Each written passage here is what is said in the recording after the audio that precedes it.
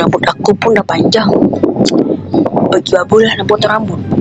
Tapi nak potong apa potong low fade je lah.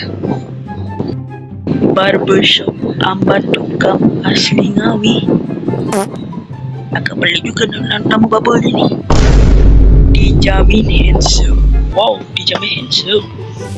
Jom kita masuk.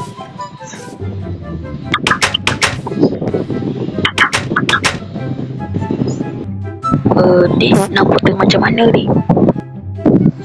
Nak potong low fade bang. Nak potong low fade V. Ya, low fade V.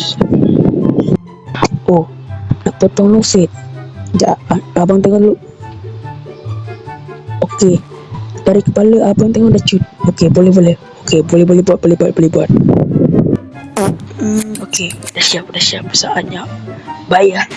Total dia RM20. Cepat. Tapi bang, saya lupa bawa duit lah bang. Boleh ngutang dulu lah bang. Esok baru saya bayar.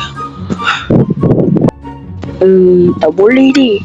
Dah banyak kali kamu cakap macam ni. Sampai sekarang kamu lupa bayar.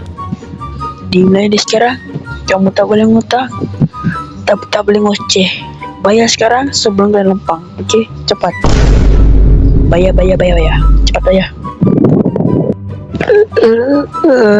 Tapi saya ambil duit boleh ke bang? Ambil duit.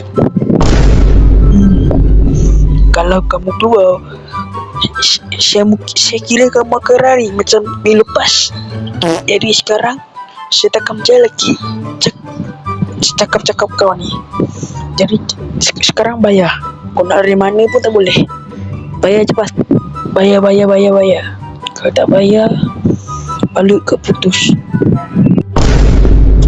Anjing.